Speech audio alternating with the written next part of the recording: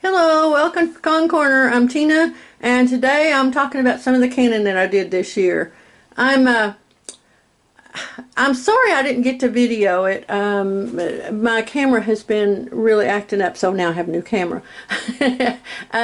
This year I canned a lot more meats than I normally do.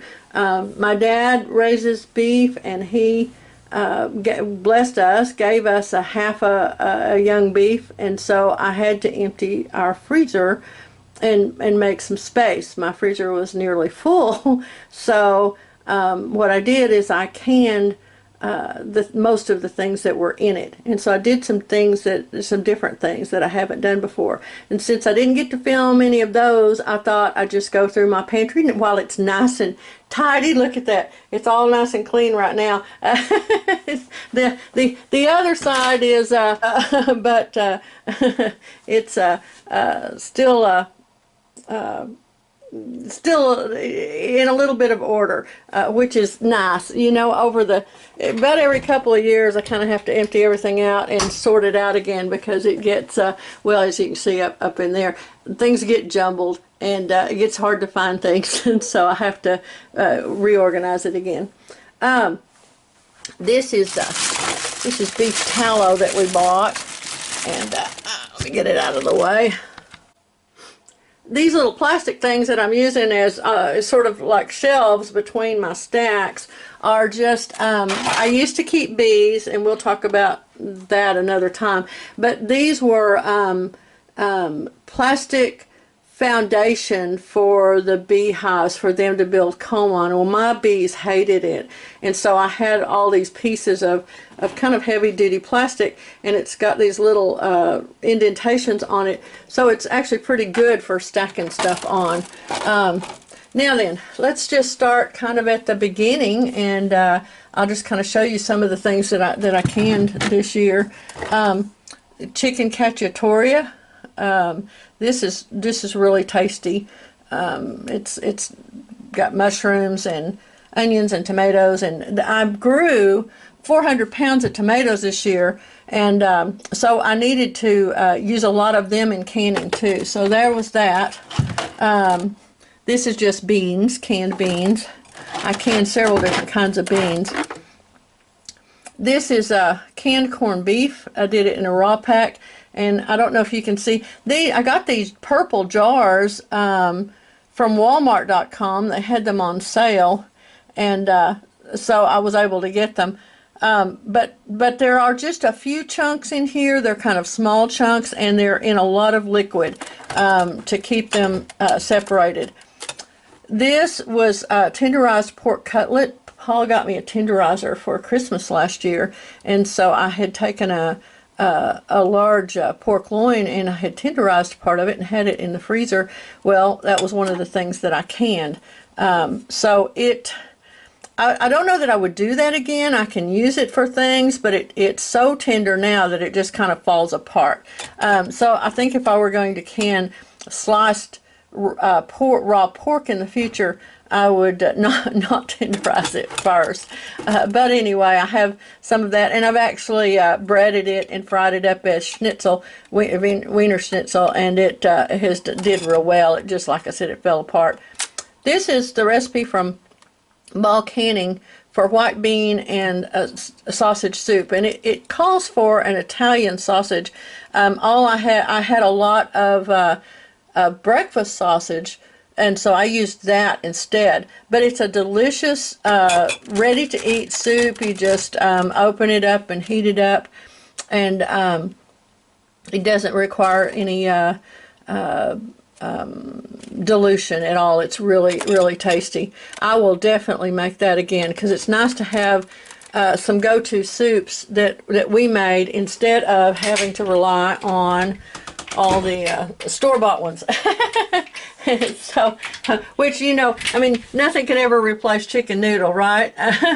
But even so, we prefer to eat our own things as often as we can. This is just canned brisket. Just I had a couple of briskets in there, and so I just chunked it up and canned it. and it's got a lot of fat on top because I canned it raw pack. I would probably cook it and can it cooked next time I do that. One of the things that if you're nervous about canning meats, which I always have been, I felt a lot better once I learned that, you know, of course we follow the directions for safety from the National Center for Home Food Preservation, but also I learned that if I boil things for 20 minutes, it kills the pathogens from botulism that might have built up in something. And so I'm still nervous about things. So most of the time when I've canned meats, I still boil it for 20 minutes after I open that jar and put it in before I add it to the rest of my recipe. Something like this, which is a soup, I just added a little more, you know, a little more water to it, rinsed out the jar, and use that so that as it boils down, it doesn't become too thick. Pasta sauce, just a good meat sauce. This is good, and I first saw this. Mouse Toes did this. It's Ball Canning's recipe for canned pulled pork, and it is fantastic. We will definitely make this again. It's delicious. You know, this is how we do fast food, and in a healthy way. We can our own things that all we have to do is open them up and heat them up, boil them 20 minutes if you want to, but that's all you have to do to it. And then put it onto buns with your sliced fresh onions and sliced pickles, and that's it, you know. And so that's what fast food should be. I like okra and tomatoes. So Daddy grew out my my Charles Wright's okra again this year, and you can see the size of this.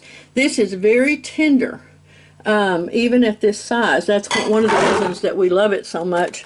And I like okra and tomatoes just as a dish. And a lot of times that's what I'll have for my dinner. So I canned a bunch of these. I've got 2, 3, let's see, what have we got here? 4, 12. I've got about 15 quarts left of it, and I probably canned 20 quarts or so. I canned 56 quarts of tomatoes. All I did was peel them and, you know, cut them roughly if they needed it, and core them, pop them into the jars, and add either water or tomato juice, add lemon juice and salt, and can them up. I decided against trying to make products with them, partly for speed, because I had so many I had to do. I canned 150 pounds. That's what that works out to, of fresh tomatoes. So it's easier this way. I can use my little Vittorio thing that Paul got me, and I can turn it into sauce. See, I did can a little bit of sauce, but it's simpler if I just can it like this, and then if I want crushed tomatoes, I can crush them. If I want tomato sauce, I can even just whirl it in the blender, and so it's just a lot simpler.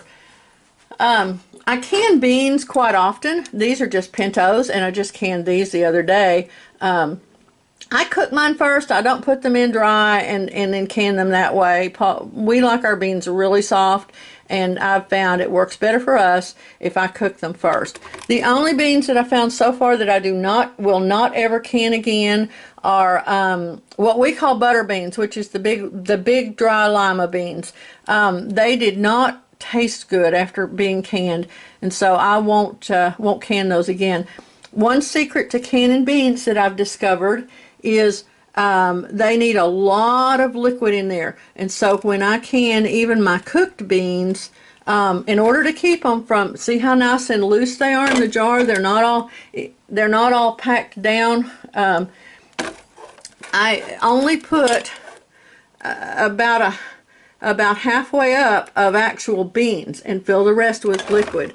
If I do too many beans, I tried when I first started canning them, I put too many beans in there, and they actually packed down and they became this clump, which is kind of dangerous because there's not, you know, you can't be sure that it got processed all the way through. So this works much better to have lots of liquid in it. Another thing about your own home canned cooked beans is, if you notice, see how liquid that liquid is, and I can just pour it off if I don't want to use it. But it, you know, that weird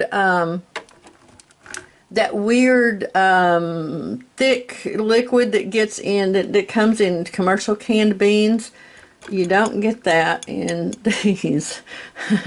And I'm not sure if it's because I cook them first or not, but I just know that these are much more natural tasting. They taste like fresh beans. They don't taste like canned beans. So if you are like me and you don't like the flavors of canned beans, and you can always tell when somebody uses them, this is the way to go. That's another jar of Pintos. Vegetable broth from my saved, you know, that's from saving all the ends and pieces and peelings and clean peelings and things like that. And then with onions and carrots and celery, and then boiling it up and using it for canning it for vegetable broth. I did can a few tomatoes with green chilies because Paul likes to use that, for us to use that for things. You can see we buy our hatch green chilies where we live. The United store has in the nearby town that we shop in, it has a roaster that they bring in each year during the chili season, and I can the chilies. That's poblanos. These are my hatch chilies that I canned. They just roast them, and I just bring them home and pull the skins off of them and can them up, and they last great and they taste delicious. These are canned mushrooms while I'm over there. Okay, let's get back to our meats. Let me see, where are we here? Okay, these are, I haven't used these yet, but I found a recipe for canning green tomatoes for frying. So I sliced green tomatoes that were still real firm and canned them up in an acidic bath, or, you know, liquid. I can't remember where I found the recipe for that. I'll have to look that up and see if I can put that down. But then you're supposed to be able to drain them and then batter them and dredge them in meal or flour and fry them like you would fresh green tomatoes. So I'm excited to try that out. This is isn't that gorgeous? Let me show you the look of this. This is a Russian or Polish recipe for pickled ripe tomatoes.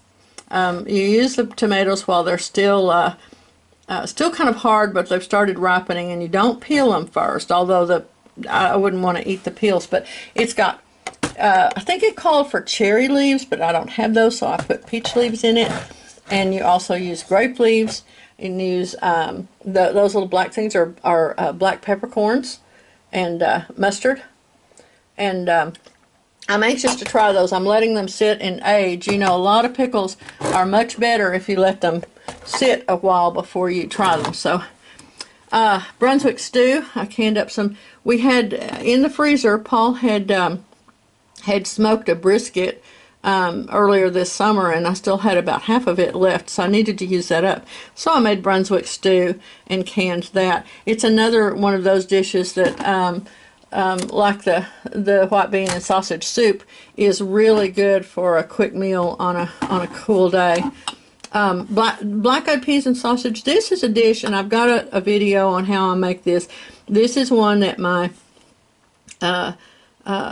first husband's grandmother taught me how to make. You use fresh shelled black-eyed peas and breakfast sausage and a small amount of tomato in there, and it's just a fantastic. It's one of those that the kids remember me cooking up for a quick meal during black eyed pea season when they were young. So I canned up a bunch of that. Since I had a lot of breakfast sausage in the freezer, then I had to move. Let's see, what do we got here? That is, oh, that's pickled okra. I think that is too. Okay, yeah, those are pickled okra. I didn't write on those, did I? Should have. Yep, more pickled okra. This is the peach barbecue sauce from, and it's in a blue jar. This is also from Ball Canning, their zesty peach barbecue sauce. It is so good. And so that's what I did with a lot of my peaches this year, is I made up a lot of that. I used a recipe. I had some plain canned pears that my stepmother had canned up a year or two ago, and I wanted to do something with them. And one year I made green tomato mincemeat, and it was really good. Well, this time I found this Madeira pear mincemeat recipe in the Ball Canning book. I think it's in the book, not on the website. And so I just happen to have a little Madeira wine, and we don't drink, but we cook with it. So I have this big cabinet full of alcoholic beverages, and we only put a quarter cup at a time into things. And so I made this up. So I haven't tried it yet because it's not mincemeat season yet, but I'm excited. It's more of a condiment than a pie making mincemeat. So I'm excited about that. Apricots. Made apricot jam. Ground beef. Now, Mouse Toes does a video where she dry cans ground beef, and that's what this is. It's cooked, pre-cooked, rinsed, and then canned without any liquid in it, because she said they like the texture of it better. I've tried it both ways, and frankly, I just prefer to just cook our ground beef if I can. But this is real good for if we were camping or something, or in a hurry and wanted to make up chili or taco meat or something like that. And so that's what I've been using this for, and it's good. Just more canned canned chopped roast, canned onion soup. This is what I canned last. I actually canned this last winter. It was our leftover from our Christmas onion soup that we had. Okay, this came out so good. This is canned Salisbury steak. Now the recipes on the National Center for Home Preservation website. That's what I followed, is the canning beef in patties. But I just added the seasonings to it to make it Salisbury steak. And I did add an egg to it and a little crumbs to hold it together. I made it into steak patties, small ones. I'm using wide mouth jars, but I made them into small patties, and I think it was Mouse Toes that had the clever idea of using the jar ring to create your patties in, so you be sure that they'll fit in the jar. And I baked them in the oven until they were nearly done. Now, what I did is I cut pieces of parchment paper and put between them, the way they do commercially, to keep them from sticking together, and that worked perfectly. And this stuff is fantastic. Open it up, put it in a pan gently. Do your boil for 20 minutes if you're like me and you're chicken still, and add a little liquid if you need to, and then remove the patties, and then thicken. You can't thicken this gravy before, when you can it. You have to thicken it later. So after that's done and it's boiled at 20 minutes, and I remove the patties gently, and then I thicken up this broth and serve it with over the steaks. And these are fantastic. I will definitely do these again. I made where is it? I also did meatballs. We don't like these. I think maybe we don't like the sauce that I put them in, and I can't remember right off the top of my head what sauce it was that I used. but the sauce just doesn't have enough flavor for the meatballs, so I don't know that we'll can those again. But anyway, that's kind of gives you a little picture of some of the things that we can do with meats. There's a lot of ways that we can can meats, and this was the most I've ever experimented with it. Before, I had followed, I don't know how many of y'all remember Peachy Prepper. She passed away a couple of years ago. But she is the one from whom I got the idea to can leftovers. And so anytime we had leftover roast or leftover steak, you know, I would just pop it in the jars and can some beans or something else, and run the canner and can those leftovers, and it worked out great. Just, you know, if you're going to mix things in your pressure canner, just can it all for the longest time that that one thing has on it. You know, so if you're canning meats, it's going to be a lot longer than canning beans would be.